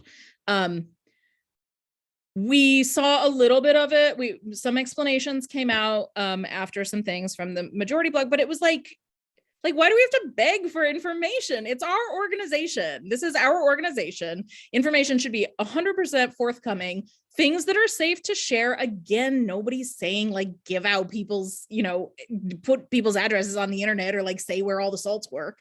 Nobody's saying that, but information about like why they're making political decisions the way they are, and when that's getting made and how it's getting made and how it can be observed and how feedback can be sent in.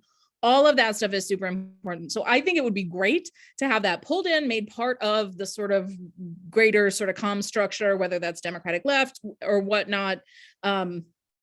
Super important. Very important that members feel like they can get this information. I think one of the biggest reasons people feel so disconnected from national is because it's this black hole. It's just this thing that happens over there that nobody can find anything out about. That's not fair. It's not right. And it doesn't make people feel like they're part of this big national organization. I don't want socialism in one city. I want it in the whole country and in the whole world. And it's not going to work if people are disconnected from this national thing.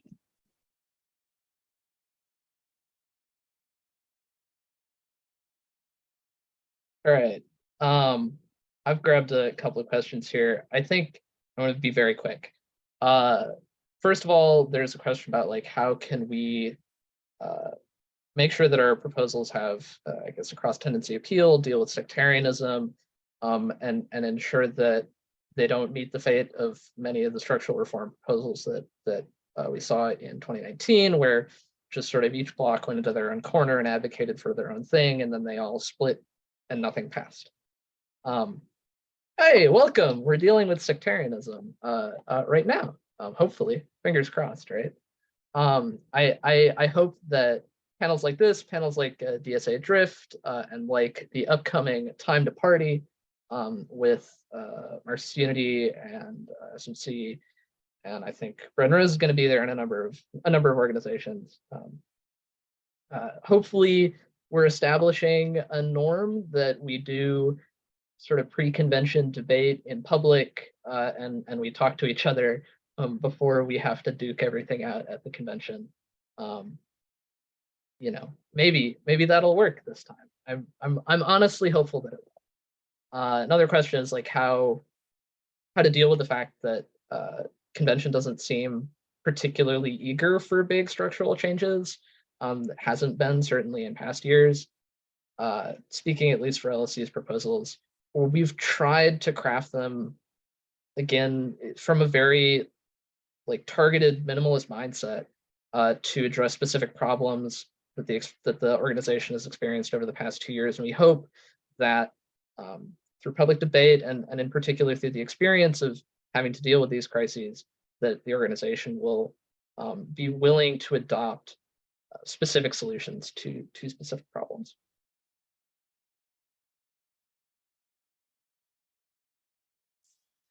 Right. I was not grabbing questions in the box and I couldn't click on any. So I guess I'll just hit on a few that I saw in there.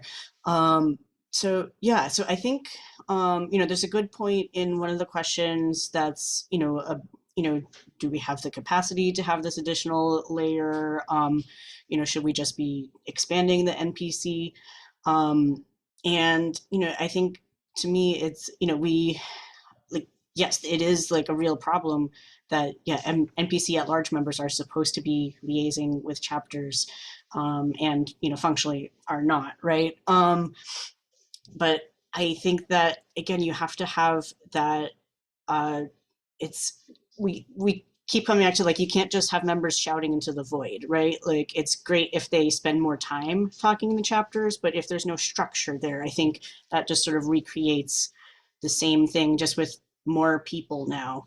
And I do think the NPC liaison stuff, I think part of that goes back to the like do NPC better issue, like the who's on liaising with what national body. It seems like really uneven, and I think there's a lot that just really maybe could be streamlined within the body. And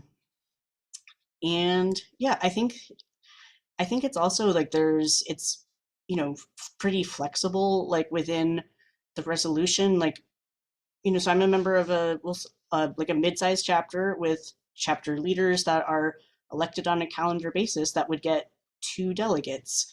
Like I think probably a lot of chapters are in that situation, and they could just say, all right, we are actually holding combined elections for chairs and our delegate representatives, right? And then it's like, okay, great. So the chairs go and spend 2 afternoons a year, like, checking in on the NPC and then reporting back to the chapter. Like it it doesn't necessarily have to be like a huge, big thing. Like we should not be thinking of this as like, oh, we got to do convention every 6 months. It should be smaller and more manageable, just checking in, making sure the ship is going. Yeah, and I think just to toss out a hot take for one of the other questions, things we could learn from other political parties and organizations. I don't know that anyone is actually working on this right now, but I think I am interested. This is just me personally, not like the mug position, but I am interested in like this idea of like formalization of like caucus stuff. Yeah, no strong opinions on the form that takes, but I do think it might be something that could be useful for DSA.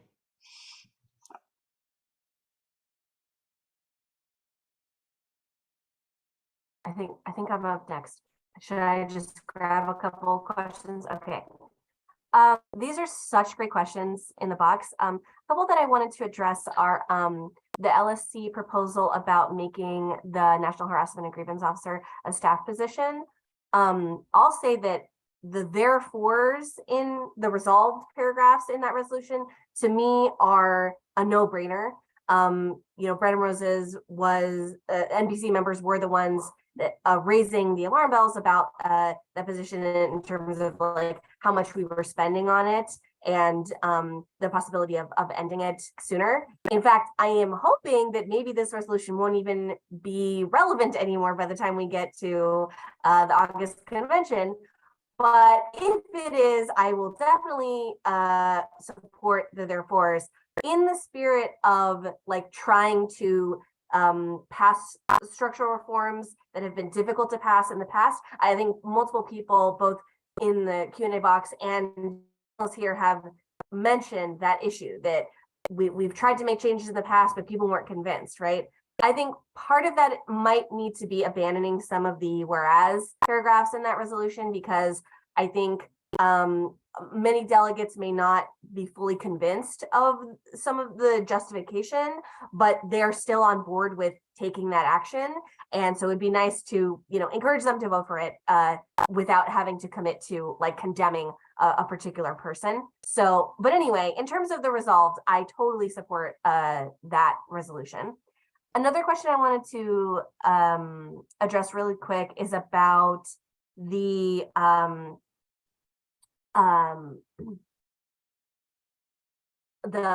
number of signatures, the number of signatures for resolutions.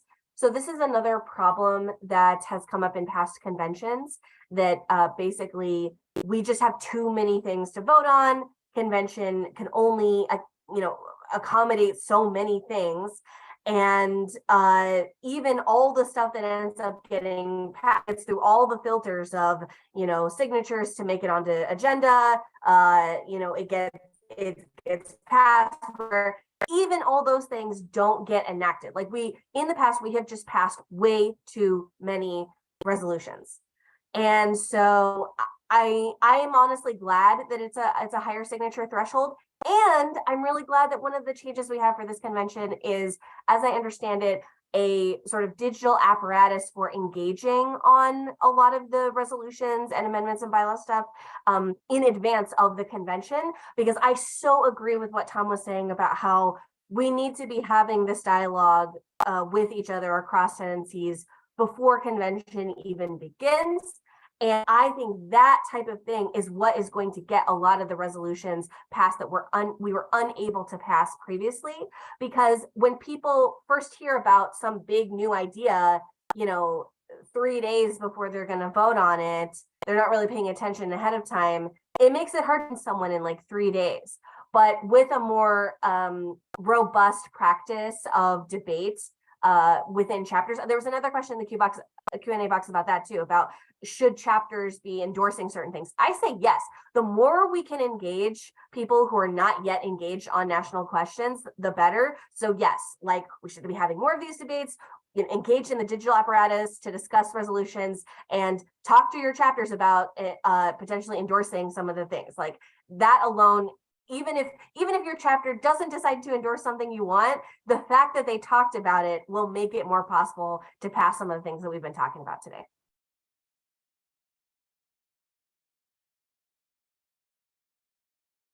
All right, Rosemary, you're up.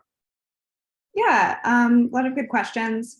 One of them is on the towards a party-like strategy resolution. If endorsements are bifurcated between DSA representatives and other endorsements, how do you think that will impact endorsements not in that category?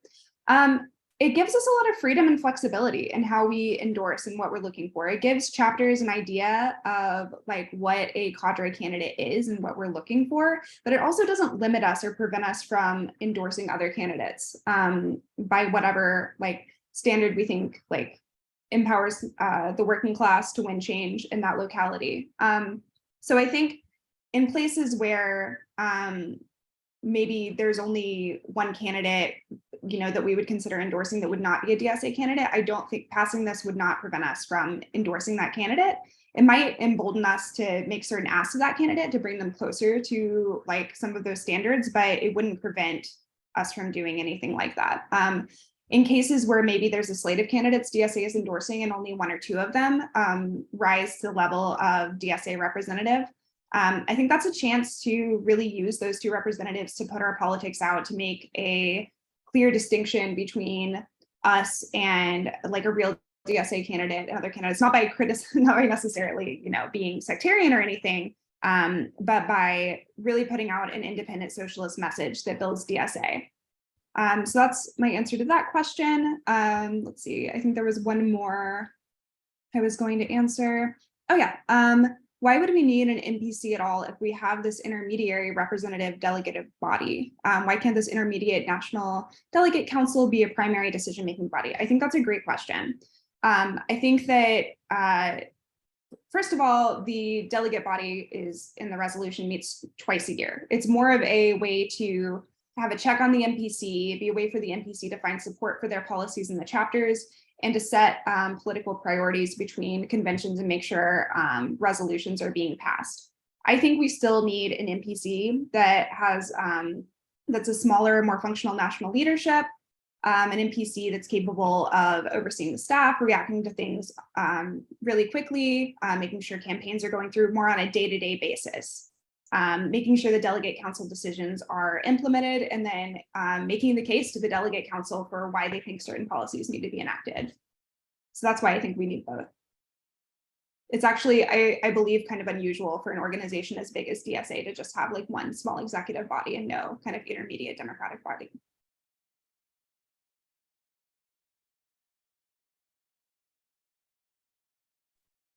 Okay, I think I am up. I'm going to speed run through every single question. No, I'm not actually going to do that. I do have some concerns about a leadership body, a delegates, whether it's a delegates council, whether it's like some sort of Congress thing, whether it's whatever, whether it's like forced, like every state now has a statewide organization. I think we are sort of, there's a cart horse problem. I think we don't have enough trained socialist organizers to make up whole new bodies right now. I think we struggle with the bodies we have. And so I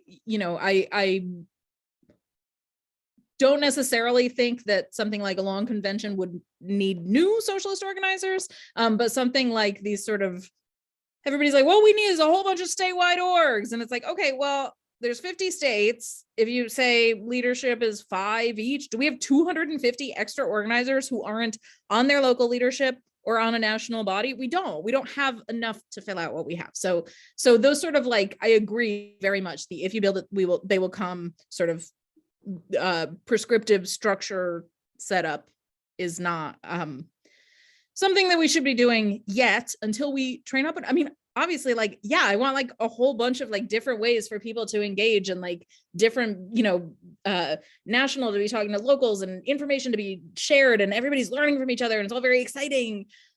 Right now, we need to get like people trained up. Okay, let's see. Structural ways to address sectarianism. I would agree with Comrade Connell. Comrade Fern, who was born in Brazil, has done some translation of PT documents. That just is not, it's just how they address caucuses or sects within PT. I think that's really interesting. I would love to see more of those from other parties, especially sort of mass parties with a bunch of different factions within them. So yeah, let's encourage IC or comrades who have those connections to build us a report. What can we learn from? Big fan of learning from what successful movements have done. Also a big fan of iterating, right? Try things. If they don't work, stop doing them. It's okay. It's okay we're going to fail a lot. We're going to trip and fall over our shoelaces a lot. You stop, you tie them. It's fine.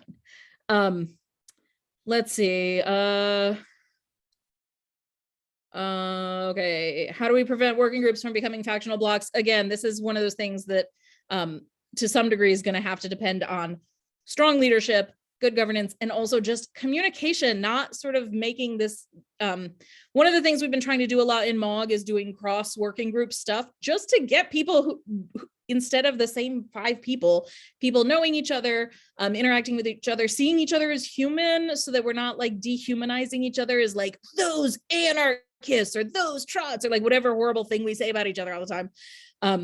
I'm constantly saying this. No, I'm not.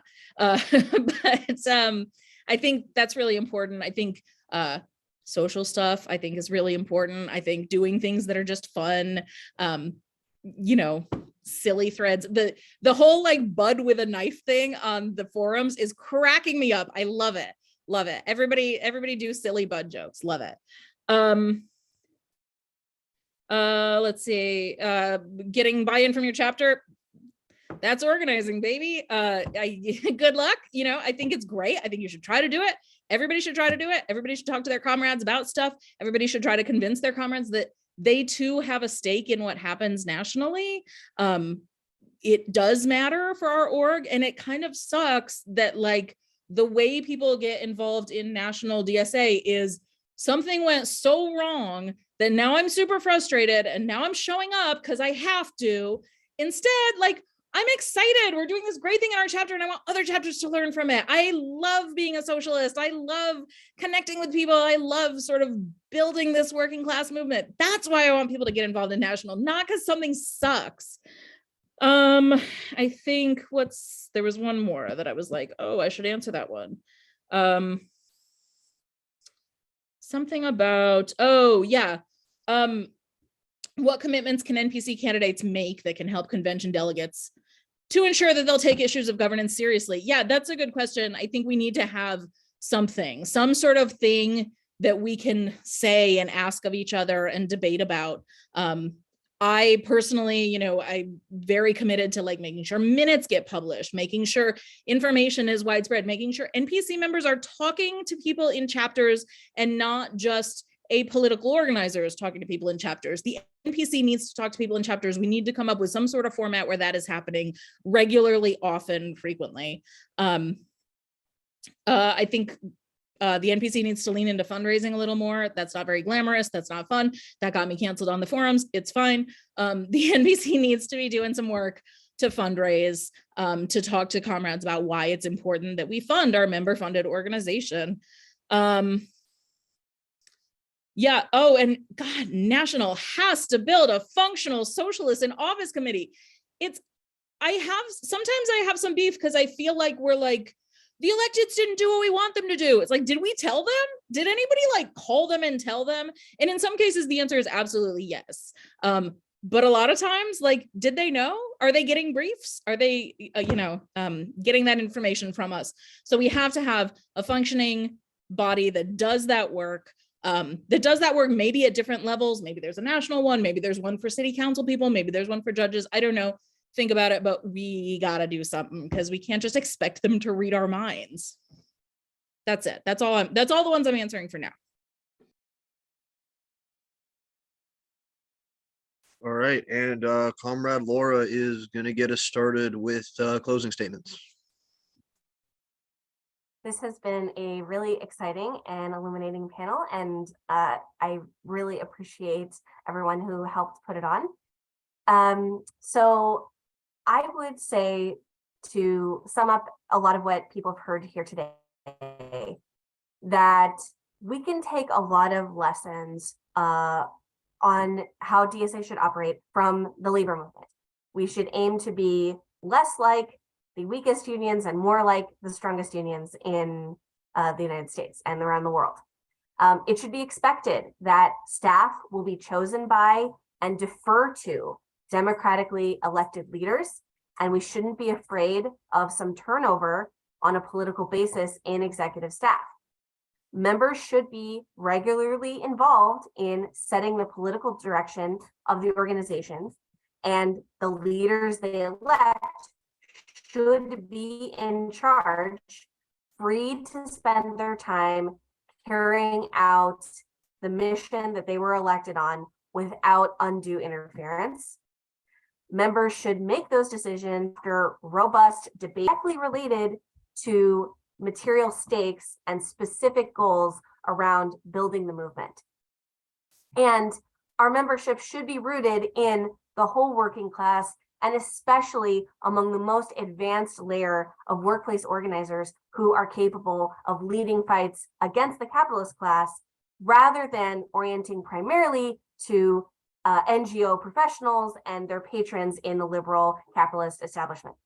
So I hope that the different caucuses on this call can come together to support electing an NPC that will support those goals and support the best proposals that we have all put forward to enacting those goals, because we really need a DSA that can build an independent, adversarial, socialist bloc that will open people's minds in the working class to what it means to be a socialist and what it means to engage in class struggle, and put the socialist banner forward in a way that challenges the status quo of politics, like the challenges capitalist hegemony. And we haven't been especially good at doing that yet on the national level in DSA, but I am really hopeful that we will be able to do that with some of the changes that Fox has put forward at convention.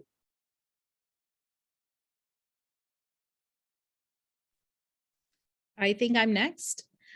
So I've talked a lot, so I'm going to be very brief. I have made my points. I'm not going to necessarily reiterate them, but what I am going to say is that we need a strong fighting NPC that has that revolutionary dog in them this time around. So if that is you, I know some of the caucuses on this call are going to run some folks, but some of the caucuses have said that they might not.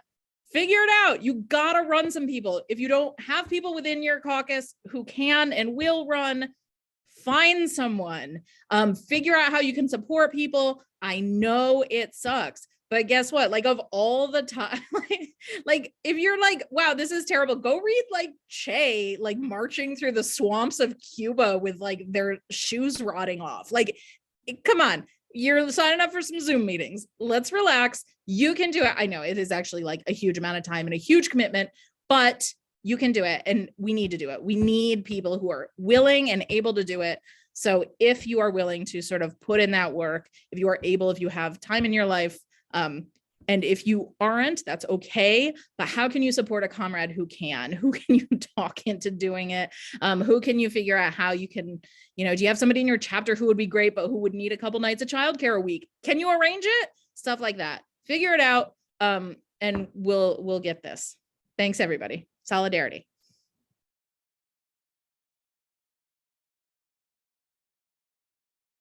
Yeah, thank you so much to LSE for putting on this panel and for inviting Reform and Revolution to speak on it. I really enjoyed hearing from everybody. I think we need more panels and opportunities to exchange ideas like this in DSA, just in a comradely way, whether we agree or disagree.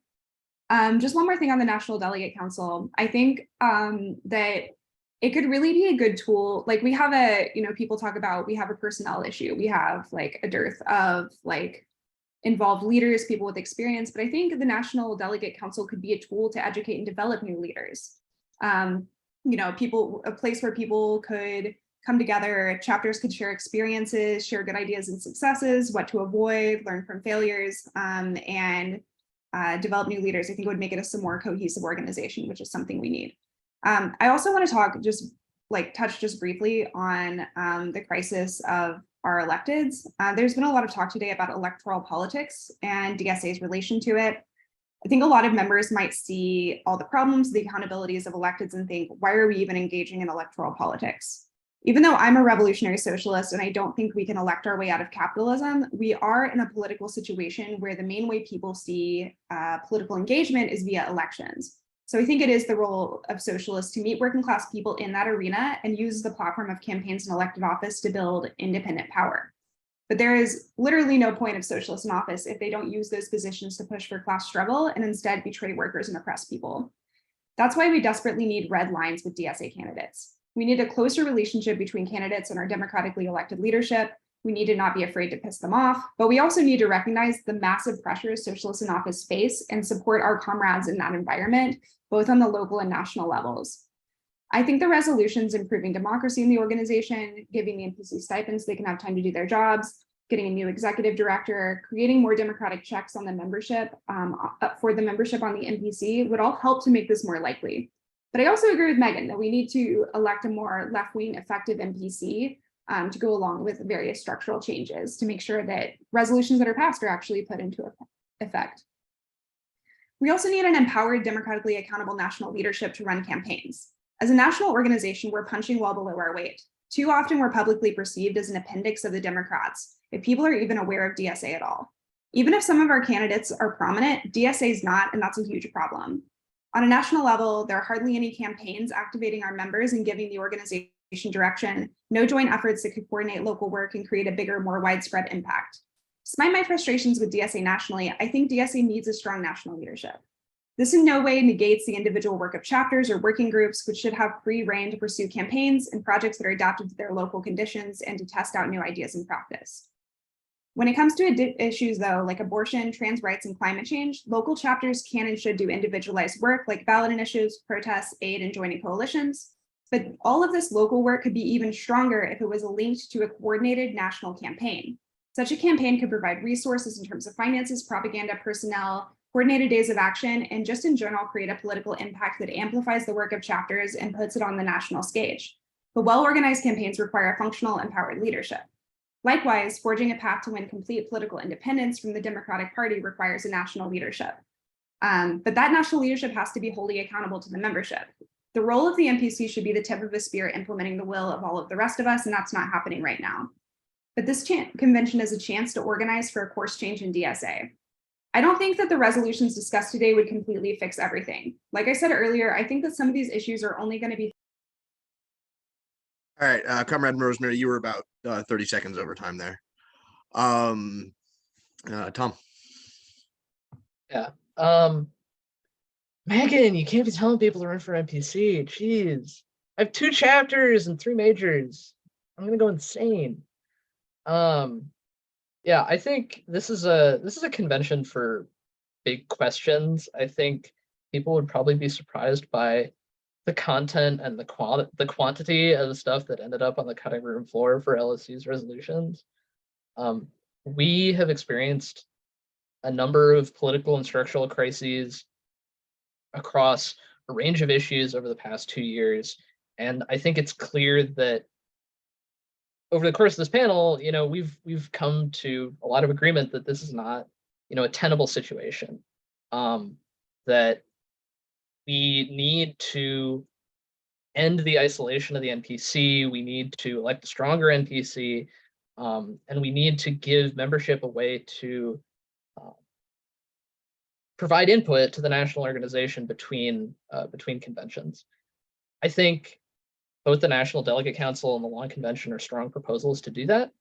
I think that if delegates are hesitant about delegating that authority to a different body, if delegates are hesitant about creating an additional regular responsibility for chapter leadership to attend to, or if they just think that we're not ready for it at this point, that you should look at the Lawn Convention. If you're thinking of being a delegate, you have been a delegate, and you think I don't want to be in convention mode all the time.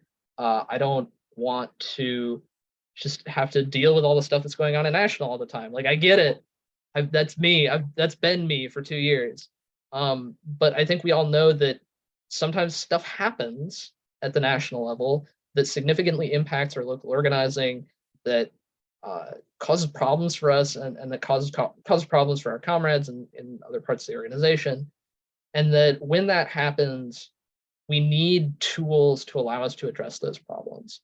And a standing body of some kind, whether it's long convention or the delegate council, is that tool, right? It doesn't have to be a huge commitment. It doesn't have to take over your life, but we need to have options, because letting the NPC just sort of run everything for 2 years with no oversight, with no recall, with no input from chapters or members hasn't been working for us. All right. Yeah, first up, again, thanks to LSC for putting this together. Thanks to everyone here for, I don't know, hanging out with us for 2 hours on a beautiful day to, talk about DSA and rules. It's really cool.